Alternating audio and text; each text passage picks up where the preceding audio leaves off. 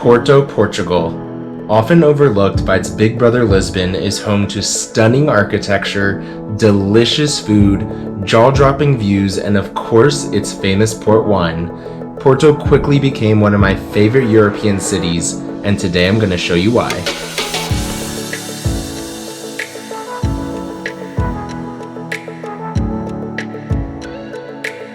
What is up, guys? Good morning, bom dia from Porto. Porto is Portugal's second largest city, and I have heard so many incredible things about this place, from the architecture to the colors to the food. Oh, the food. So today I'm going to take you guys around with me as I indulge in tons of local Portuguese food, climb some hills for epic views, and stay classy with a glass of local port wine. So let's get started.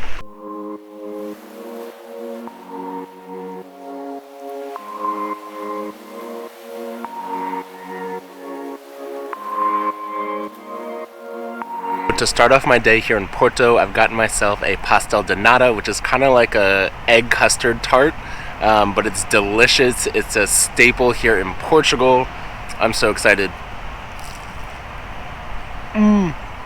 So good.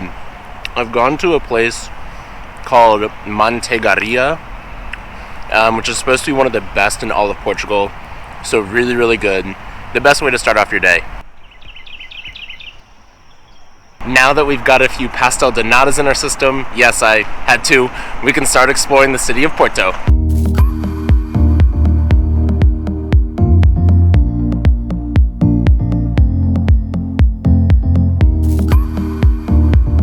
I've made my way up to the Miradouro da Vitoria, which is the Vitoria lookout point, and it is absolutely beautiful. You have tons of incredible views of the picturesque red roofs, the river behind you, and the church.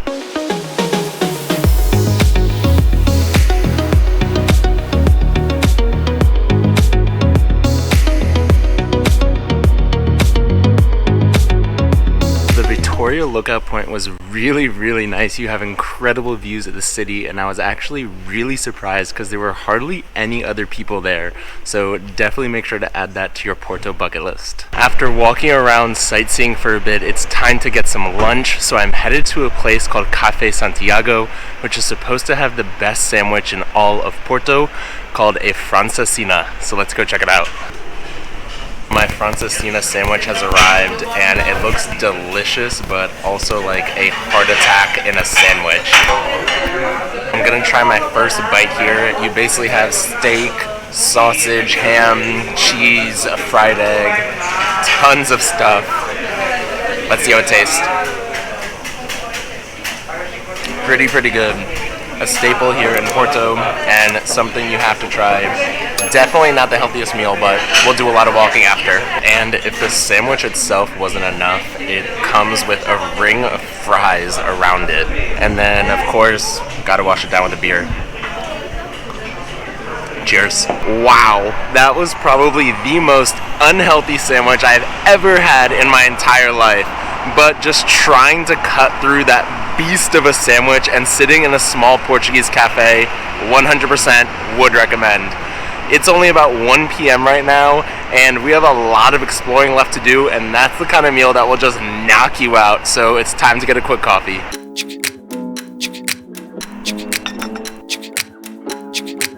Right behind me are the Carmo and Carmelitas churches, and upon first glance it would appear that it's just one church, but in fact the two churches are separated by just 1 meter, or about 3 feet. And way back in the day they were separated because the monks and the nuns had to be divided. The nuns were part of the Carmelitas church and the monks the Carmo church.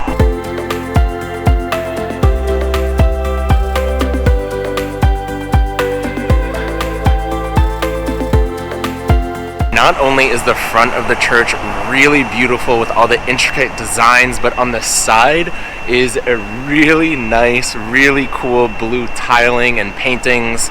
Really cool, and definitely a must check out here in Porto.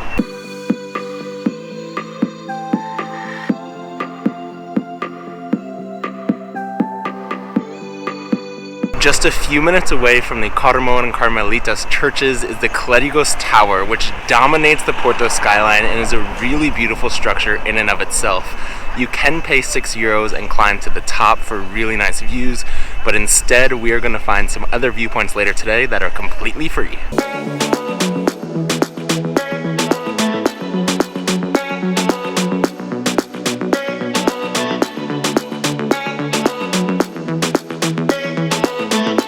Porto is just filled with so much color, charm, beautiful architecture, and history. And right behind me is actually the Palacio de Bolsa, which is the former stock exchange here in Porto. It's not still used today, but it's a really cool building to check out and surrounded by this incredible plaza.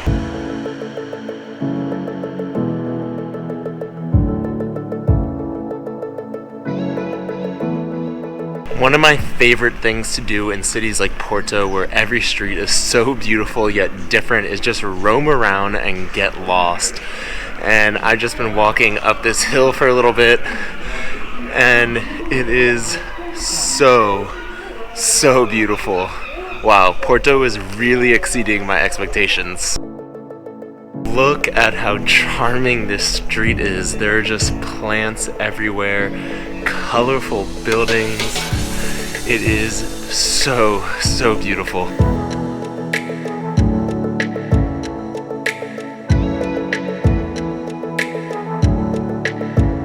Sometimes after wandering around for a little bit, you might get lucky and find a viewpoint all to yourself. I have made my way up now to the Porto Cathedral, which is an 800-year-old building and making it one of the oldest buildings in all of Porto. But for me, the main attraction isn't just the cathedral, but the incredible views surrounding it.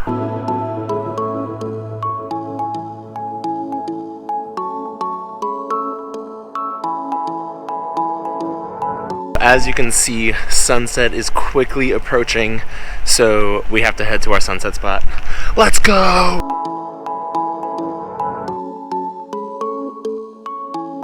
I have made my way down to the riverside area called Cash da Ribeira, and it is full of tons of colorful buildings, cafes, restaurants, and this is where I'm gonna watch the end of the sunset.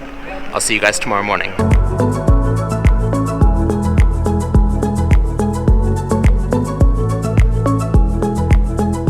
Good morning, it is day 2 here in Porto, Portugal, and I just have to be honest with you guys, I did not expect to like Porto as much as I am.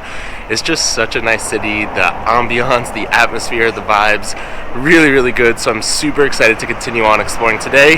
But first, gotta get some breakfast. For breakfast, I came to a place called Aloha de Pastel de Chaves, or something like that, and I read about this place online, and they're famous for their puff pastries, and I got 2 here, one with chocolate on the inside and then one with veal, so meat on the inside, which is supposed to be their most popular. Usually I go for sweet in the morning when I travel, so I'm gonna try the chocolate first.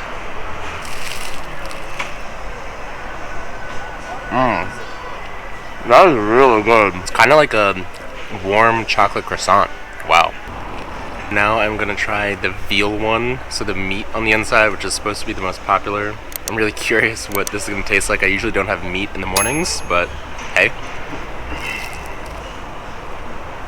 It's also really good. Yeah, pretty much just like nice flavored meat on the inside of a warm, flaky roll.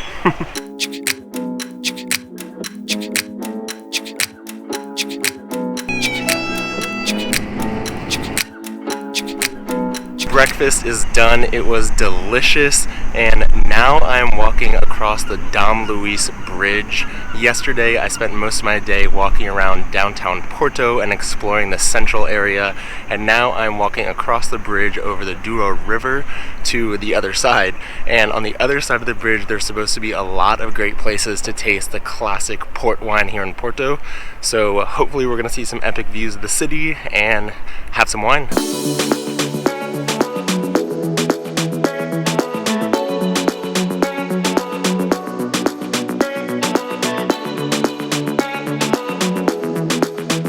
I've made my way across the bridge and up to a viewpoint on the other side, and one of the nice things about the bridge is that it's only for pedestrians and the city trams, so no cars, and just look at how incredible these views are of the city of Porto. So beautiful.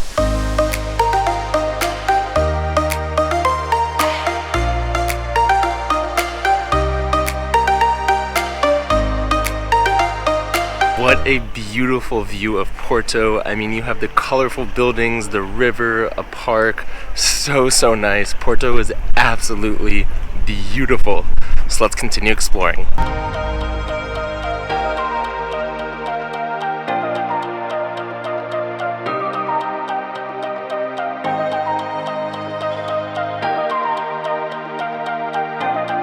One of the best things to do on the other side of the Douro River, besides marveling at the incredible views of the city of Porto, is to try the famous port wine.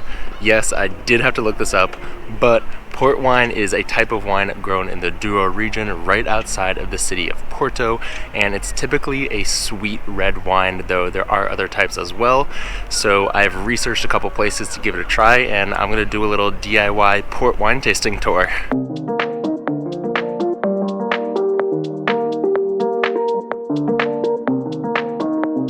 To start off my DIY port wine tasting tour, I've come to a place called 3+ Art, which is an art gallery that also has a bar selling port wine. So I've got myself a nice little port wine here, and we're gonna try it out.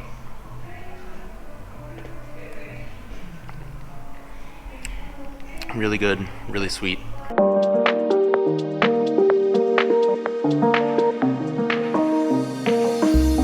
I just finished my first glass of port wine, and the people at 3+ Art were super friendly, telling me all about port wine and how it's made, because to be honest, I had no idea.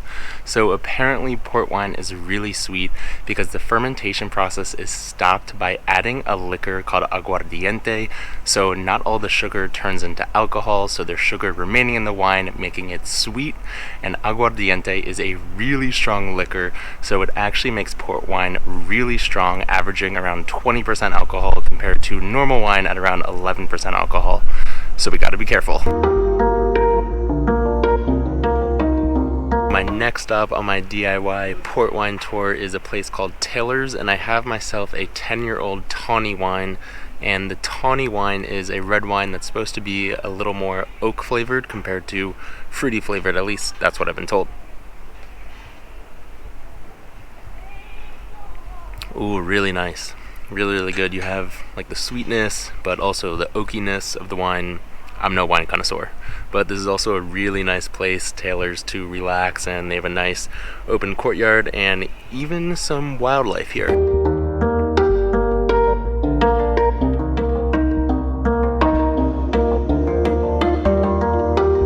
I am at my third and final stop here on my DIY port wine tasting tour, and I am at a place called Graham's, which is up on top of the hill, a little bit far from the riverside, just 20-minute walk though.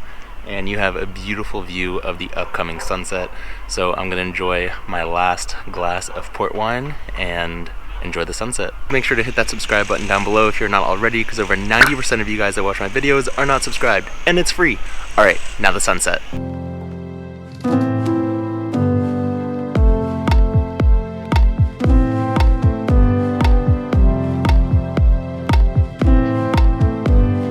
Alright guys, I'm going to end the vlog here for today, but I hope you guys enjoyed following along as I explored Porto. If you did, make sure to hit the like button and add Porto to your travel list, because I absolutely love this city.